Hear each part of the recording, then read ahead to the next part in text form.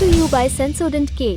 अभी लेके आए सेंसोडेंट के। टूथ का करंट गॉन तो लाइफ का करंट ऑन। देश के दोनों सदनों में पास होने के 4 साल बाद देश भर में नागरिकता संशोधन कानून यानी CAA आज से लागू हो गया है। 11 मार्च को केंद्र सरकार ने इसका नोटिफिकेशन जारी कर दिया। गृह मंत्री अमित शाह ने कहा था कि आम चुनाव से पहले ये काम हो जाएगा। इस पर और इसके राजनीतिक असर पर आज बात करेंगे। नमस्कार, सौरभ द्विवेदी नाम है हमारा और आप देखना शुरू कर चुके हैं लल्लन टॉप शो।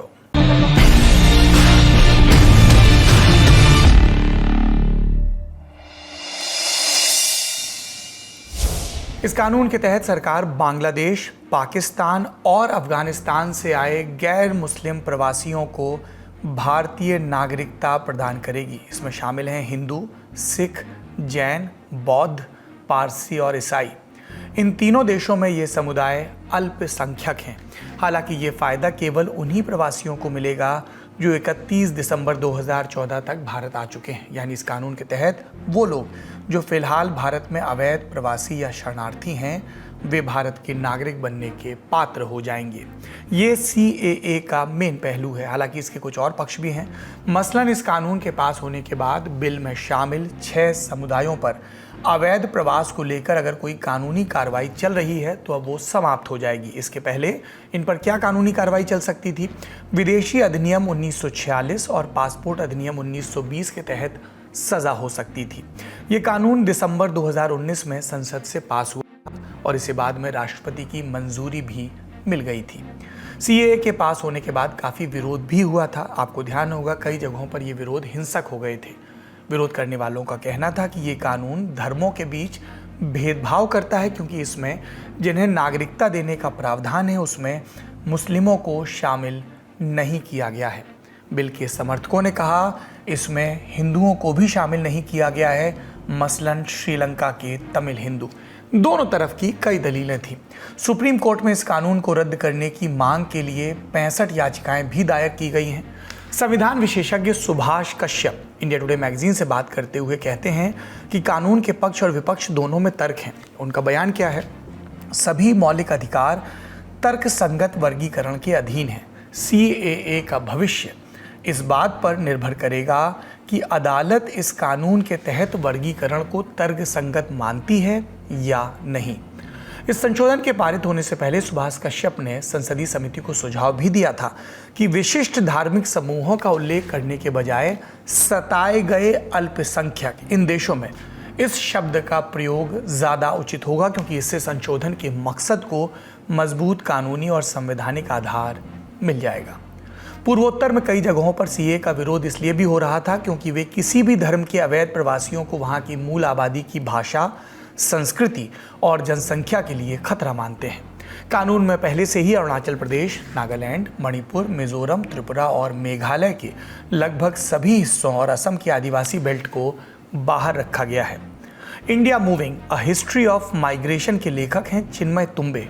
वो इस विषय पर कहते हैं कि CAA से लोग इसलिए नाराज़ थे कि कई अवैध प्रवासी आर्थिक कारणों से आए हैं और ये ज़रूरी नहीं कि उन्हें धर्म के आधार पर सताया ही गया हो।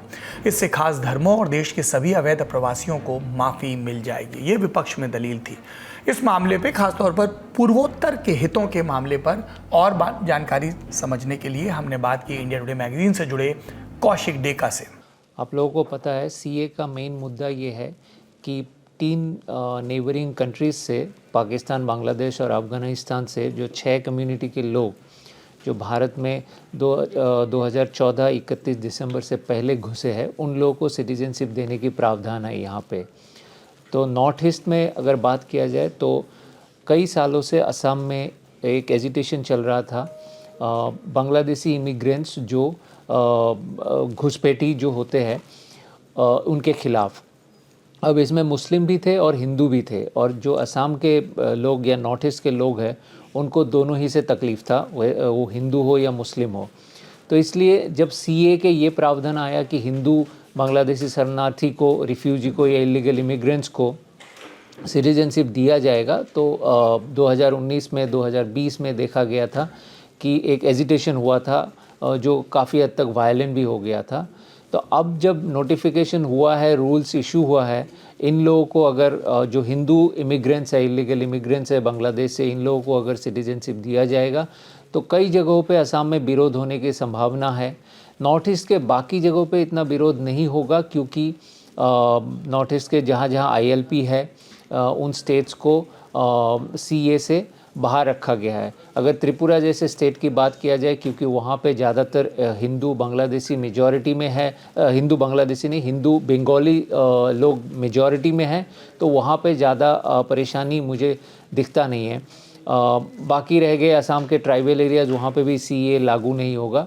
तो जहाँ पे नॉन ट्राइबल एरियाज़ असम में है वहाँ पे CA को लेके विरोध होने की पूरी संभावना है। ये वजह इसलिए है क्योंकि जो कल्चरल आइडेंटिटी असमीज़ लोगों के है उनको ख़तरा लगता, उन लोगों को लगता है कि जो बंगाली हिंदू जाएंगे इनके वजह से कहीं त्रिपुरा जैसा हालत ना हो, जहाँ पे जो इंडिजीनियस कम्युनिटीज़ होते थे त्रिपुरी, उन लोगों के संख्या कम होते गए और जो इमिग्रेंट्स थे बांग्लादेश से, हिंदू इमिग्रेंट्स, उन लोगों को अब सत्ता भी मिल चुका है।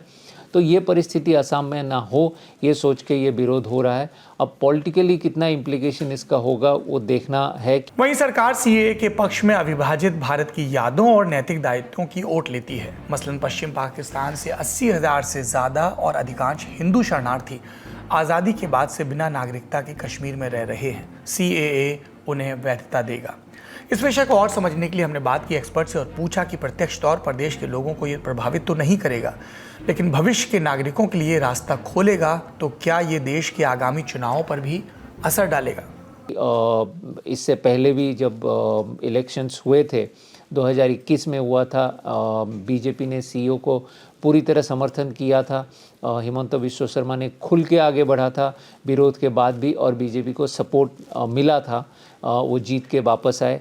लोकसभा चुनाव में भी मुझे नहीं लगता बहुत बड़ा इम्पैक्ट होगा, विरोध होगा कई जगहों पे। जो असमीज़ ऑर्गेनाइजेशंस है, पॉलिटिकल पार्टीज़ है, वो विरोध करेंगे, लेकिन जहाँ तक चुनाव की बात आता है वहाँ पे लोग सिर्फ CA को एक वजह मान के वोट नहीं करेंगे। CAA के संसद से पास होने के बाद दिसंबर 2019 में ही देश के कई हिस्सों में इसके खिलाफ प्रदर्शन हुए थे। दिल्ली के शाहीन बाग में स्थानीय लोगों ने, खास तौर पर महिलाओं ने 2 महीने से ज़्यादा समय तक विरोध प्रदर्शन किया था। बाद में मार्च 2020 में कोविड-19 के बाद प्रोटेस्ट उठाने पड़े थे। हालांकि वो प्रदर्शन CAA के साथ साथ NRC यानी नेशनल रजिस्टर ऑफ सिटीजनशिप पर भी था। CAA आ गया है, NRC पर अभी तक कोई अपडेट नहीं है। NRC का भी क्या स्टेटस है, ये भी हमने एक्सपर्ट से जाना।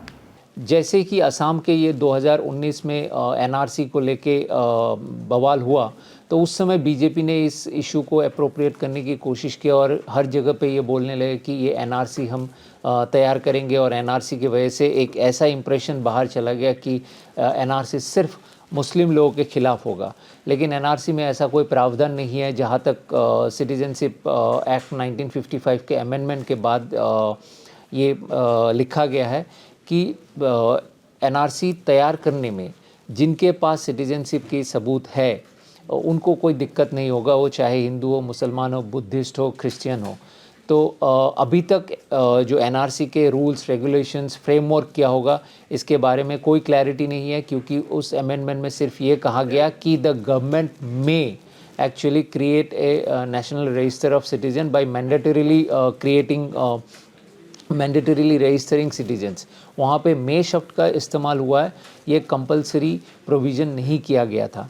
अब क्या हुआ है NRC को लेके दोनों ही तरफ से, एक तरफ बीजेपी है और दूसरी तरफ अपोजिशन पार्टी है, दोनों ही एक तरह से भ्रम फैला रहे हैं, क्योंकि NRC के कोई प्रोसेस अभी तक शुरू नहीं हुआ है और CA और NRC का कोई रिश्ता है नहीं। CA एक इंक्लूसिव प्रोसेस है जहाँ पे कुछ लोगों को सिटीजनशिप देने की प्रावधान है, और NRC में सिटीजनशिप जिनके पास है उनके एक रजिस्टर बनाने की बात है। दोनों ही में सिटीजनशिप काटने की कोई बात नहीं है। अगर किसी के पास सिटीजनशिप का सबूत है, जो बेसिक सबूत होते हैं, मुझे नहीं लगता कोई ज़्यादा समस्या होंगे। ये प्रावधान है कि जब NPR होंगे, NPR के बात अगर किया जाए तो NPR में जो भी डॉक्यूमेंट्स दिया जाएगा, जो भी डेटा दिया जाएगा, उनको एक वेरीफाई करने की प्रावधान है। लेकिन NPR भी कोई सिटीजनशिप रजिस्टर नहीं है। NPR है जो लोग 6 महीने से किसी जगह पे रुके हुए हैं, जो यूजुअल रेसिडेंट्स जिसको कहा जाता है, उन लोगों के एक पॉपुलेशन रजिस्टर है। तो ये प्रोसेस अभी एक कल्पना के स्तर पे ही है, इनके ऊपर कोई रूल्स नहीं बने हैं। चूंकि इतना बड़ा कानून बना तो जाहिर है कि राजनीतिक पक्षों की प्रतिक्रिया भी आई। आइए एक एक करके सुनते हैं। আধার কার্ড যখন বাতিল করা হচ্ছিল আমরা রুখে দাঁড়িয়েছিলাম, এবং আজও যদি কারো অধিকার কেড়ে নেওয়া হয়, মনে রাখবেন তৃণমূল কংগ্রেস একমাত্র রাজনৈতিক দল সর্বপ্রথম সে আওয়াজ তুলবে, আলোড়ন তুলবে যে মধ্যরাতে এমন কিছু করবেন না। এটা ফ্রিডম অ্যাট মিডনাইট নয়, এটা বিজেপির পরিকল্পনা ছলনা। সাহস থাকলে আপনি 6 মাস আগে দিতেন, 4 বছর অপেক্ষা করতে হলো কেন?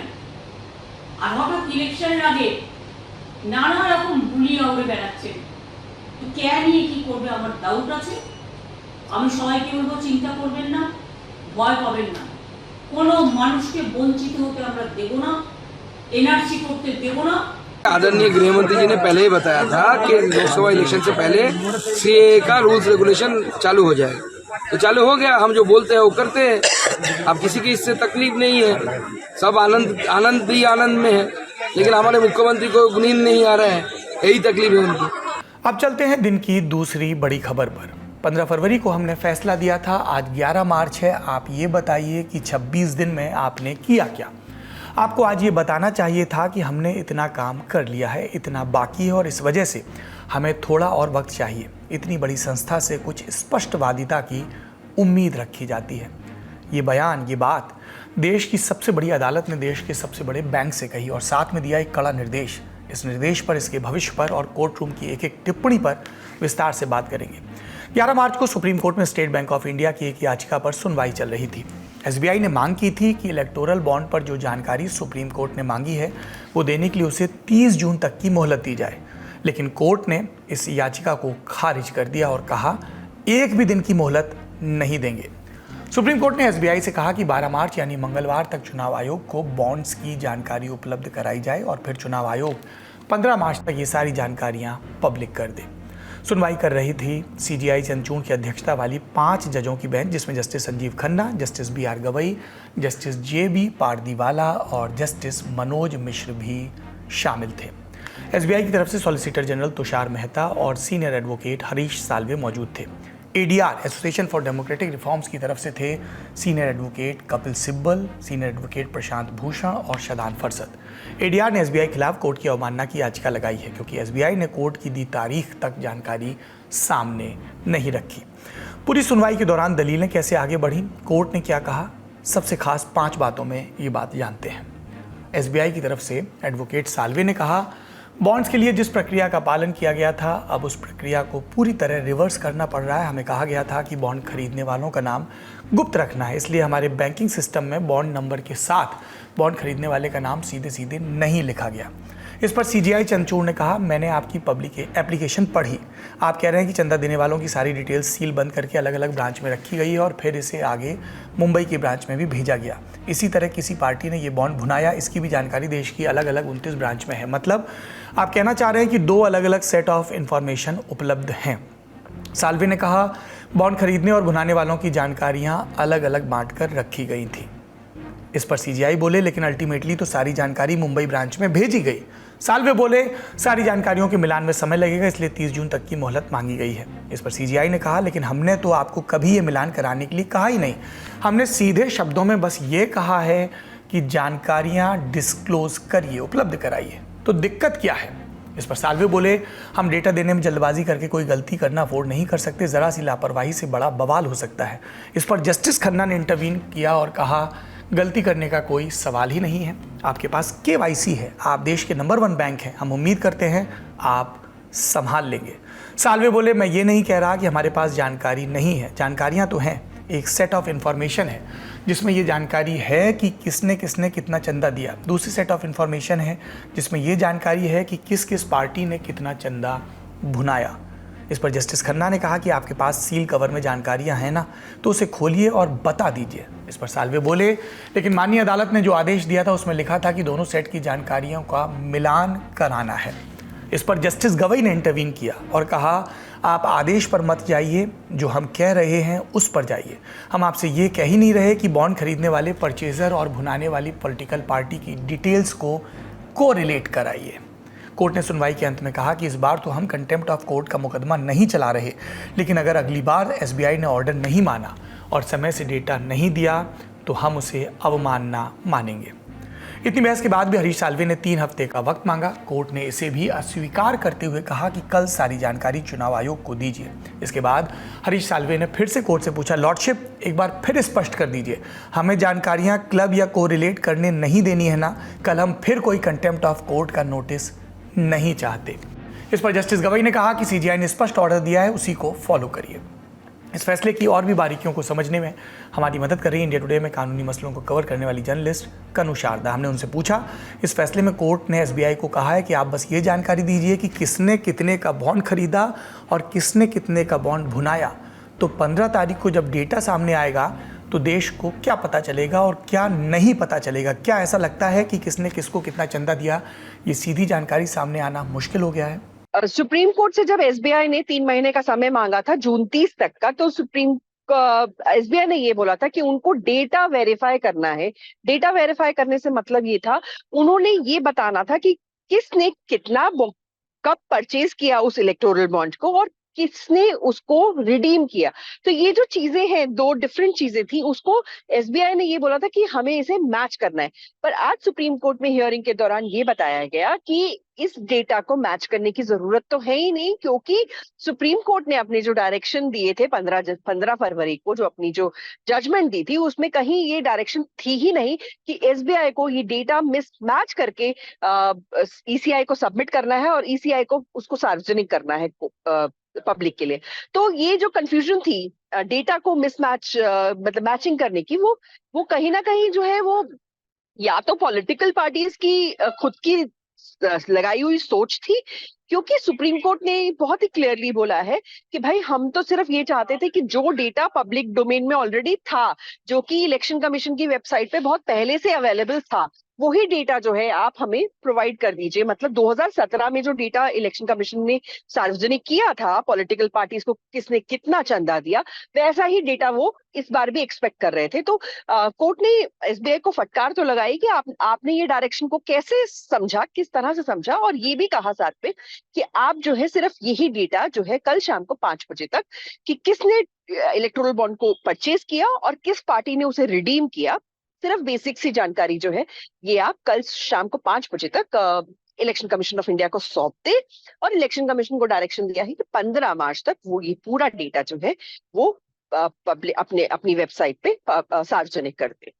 सवाल ये भी है कि चुनाव आयोग को कोर्ट ने जो निर्देश दिए हैं उसमें कंपाइल शब्द का इस्तेमाल किया गया है कि एसबीआई जानकारी दे और चुनाव आयोग इन जानकारियों को कंपाइल करके 15 मार्च तक वेबसाइट पर अपलोड करे। तो एसबीआई की दी जानकारियों को कोरिलेट चुनाव आयोग करवाएगा क्या? आदेश में इस कंपाइल शब्द का क्या मतलब है? जी, डेटा कंपाइल करने का मकसद यहाँ पे सिर्फ इतना सा ही है कि डेटा जो है वो दो तरह से मिलेगा। मतलब इलेक्शन कमीशन जो है मोटा मोटा अभी तक ये डेटा देता था कि किस पॉलिटिकल पार्टी को कितना चंदा मिला है, ठीक है। तो अब हमारे पास 2 तरह के डेटा होंगे। एक की बॉन्ड किसने खरीदा, मतलब हमारे पास इंडिविजुअल्स तो आएंगे, हमारे पास कंपनीज की डिटेल्स भी आएंगी, हमारे पास ऐसे बिजनेस हाउसेस की डिटेल्स भी आएंगे जिन्होंने किसको पार्टी को सबमिट दिया।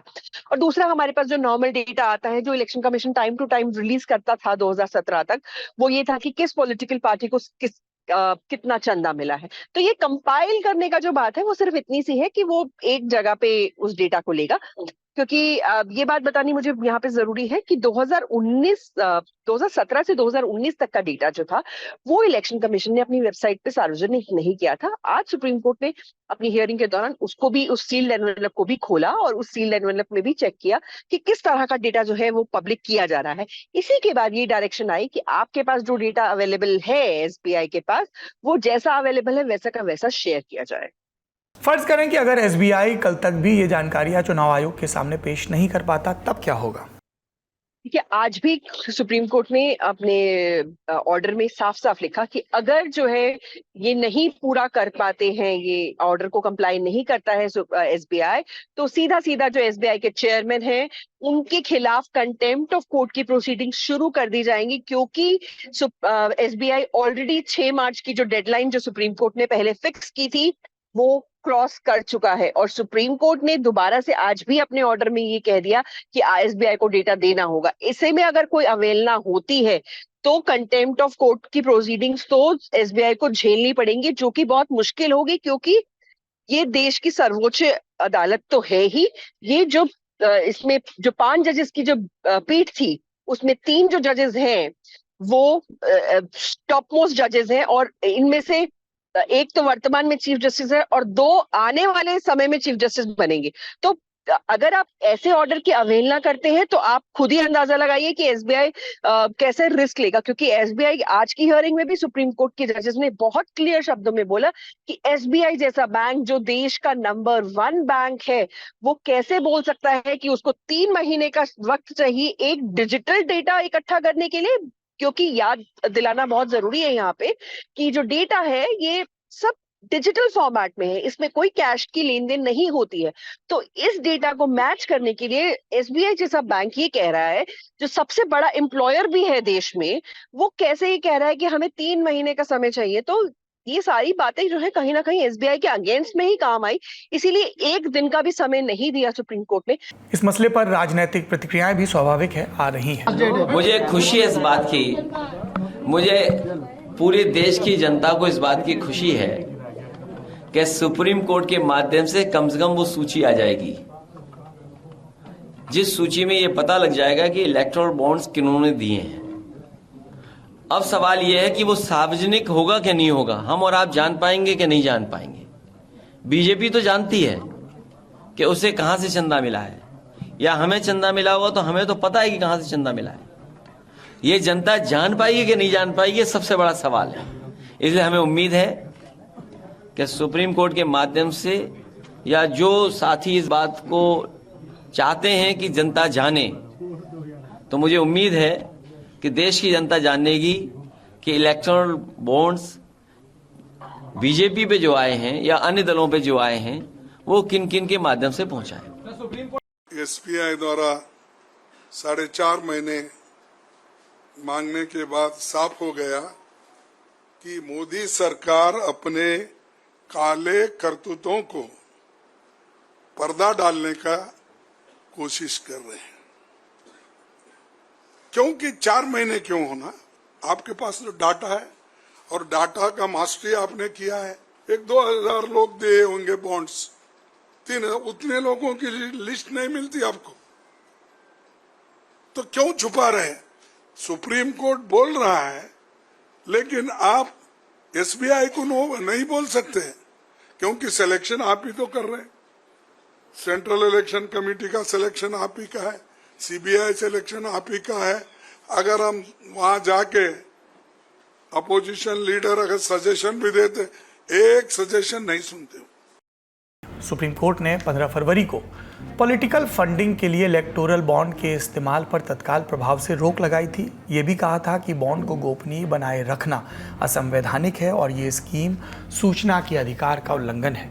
कोर्ट ने एसबीआई से कहा था कि 6 मार्च तक चुनाव आयोग को बॉन्ड्स की सारी जानकारी उपलब्ध कराएं और फिर चुनाव आयोग से कहा था कि वो अपनी वेबसाइट पर 13 मार्च तक ये जानकारी पब्लिश करें। एसबीआई ने 4 मार्च को कोर्ट में याचिका लगाई कि 30 जून तक की मोहलत दी जाए, और यही मोहलत देने से कोर्ट ने अब इनकार किया है और कल तक एसबीआई को जानकारी कोर्ट के सामने रखनी है। इलेक्टोरल बॉन्ड पर सुप्रीम कोर्ट का जिस दिन फैसला आया था उस दिन और उसके बाद भी कई दिन हमने ललन टॉप शो में इस मसले को विस्तार से समझाया था। ये सभी लिंक आपको आज डिस्क्रिप्शन में मिल जाएंगे। अब चलते हैं दिन की सुर्खियों की तरफ। पहली सुर्खी लोकसभा चुनाव की तैयारियों से जुड़ी है। आप जानते हैं देश में चुनाव करवाना केंद्रीय चुनाव आयोग की जिम्मेदारी है। इस आयोग में होते हैं 3 मेंबर, एक मुख्य आयुक्त और 2 चुनाव आयुक्त। राजीव कुमार इस समय देश के मुख्य चुनाव आयुक्त हैं। बचे एक चुनाव आयुक्त अनूप चंद पांडे पिछले महीने यानी फरवरी में रिटायर हो गए। दूसरे आयुक्त अरुण गोयल ने 8 मार्च को इस्तीफा दे दिया। 9 मार्च को राष्ट्रपति द्रौपदी मुर्मू ने उनका इस्तीफा स्वीकार भी कर लिया। अब 3 सदस्यों वाले आयोग में सिर्फ मुख्य चुनाव आयुक्त राजीव कुमार ही रह गए हैं। वो ही सारी मीटिंग कर रहे हैं, राज्यों का एक के बाद एक चुनाव की तैयारियों के लिए दौरा भी कर रहे हैं। कुछ खबरों में दावा किया गया कि 15 मार्च तक बचे हुए 2 चुनाव आयुक्तों की नियुक्ति भी हो सकती है, लेकिन इस नियुक्ति के खिलाफ कुछ लोग पहले ही सुप्रीम कोर्ट भी पहुंच गए। कांग्रेस के नेता जया ठाकुर ने सुप्रीम कोर्ट में याचिका दाखिल की, जिसमें मांग की गई कि 2 बचे हुए चुनाव आयुक्तों की नियुक्ति ना की जाए, क्योंकि नियुक्ति की प्रक्रिया न्यायालय के सामने विचाराधीन है। जी, मैंने पिटीशन करी है कि इनके जो ऑर्डर इनको रिस्टेन करना चाहिए और जितनी भी इलेक्शन ऑफिसर्स की नियुक्ति होती है वो पारदर्शी तरीके से होना चाहिए और एक कमेटी का गठन होना चाहिए जिसमें प्रधानमंत्री, नेता प्रतिपक्ष और चीफ जस्टिस उसमें इंक्लूड होना चाहिए, जिससे इसको ट्रांसपेरेंट तरीके से संचालित किया जा सके। और आपको बताते हैं कि देश में चुनाव करवाने की महत्वपूर्ण जिम्मेदारी निभाने वाले आयुक्त नियुक्त कैसे किए जाते हैं। दिसंबर 2023 की केंद्र सरकार एक कानून संसद में लाई थी जिसे कहते हैं चीफ इलेक्शन कमिश्नर और अन्य इलेक्शन कमिश्नर नियुक्ति, सेवा की शर्तें और कार्यालय की अवधि विधेयक 2023।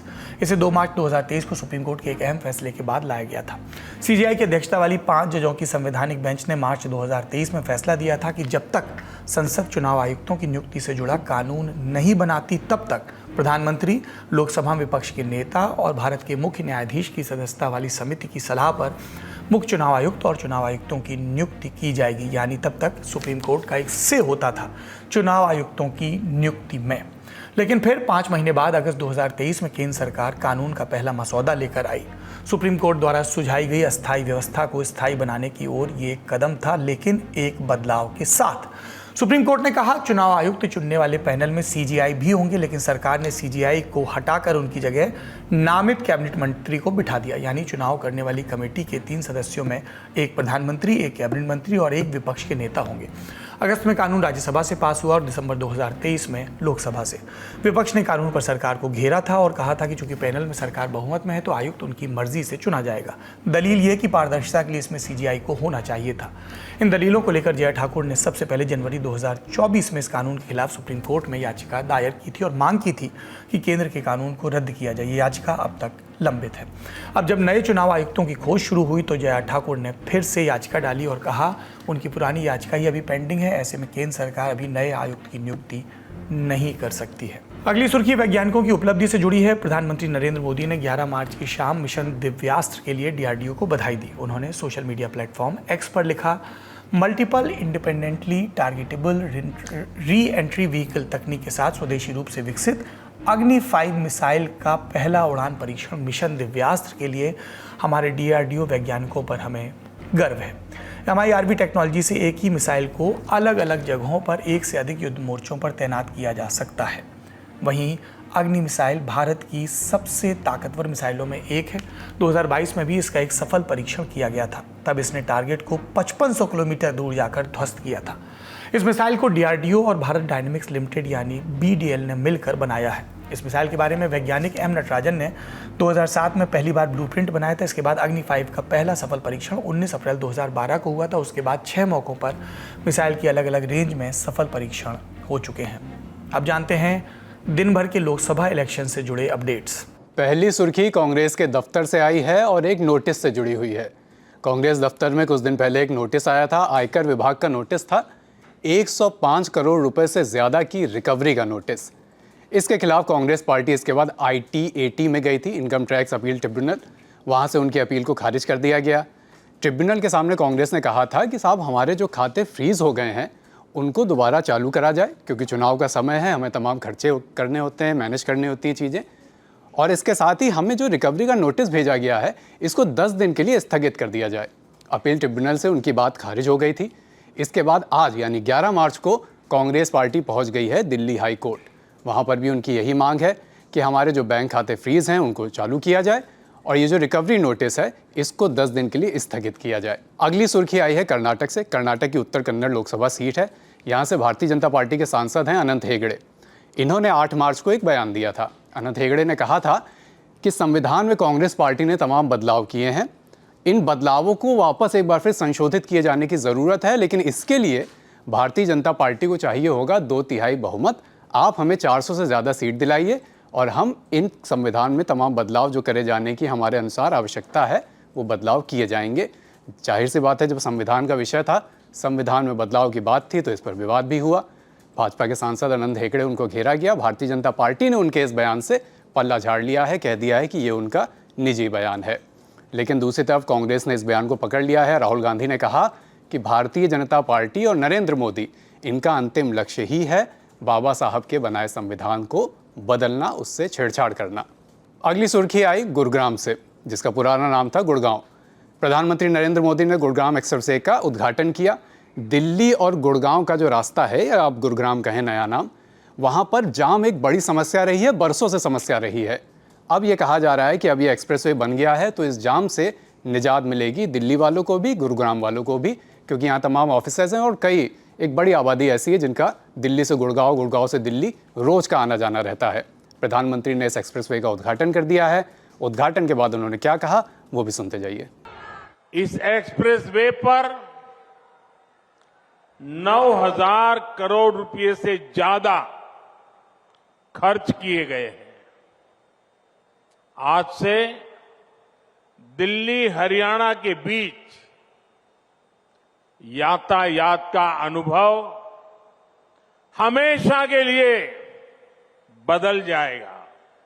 आज के ललन टॉप शो में इतना ही। अपना और अपनों का ख्याल रखिए। दिन भर की खबरों के लिए जुड़े रहिए हमारे साथ, देखते रहिए ललन टॉप। शुभ रात्रि।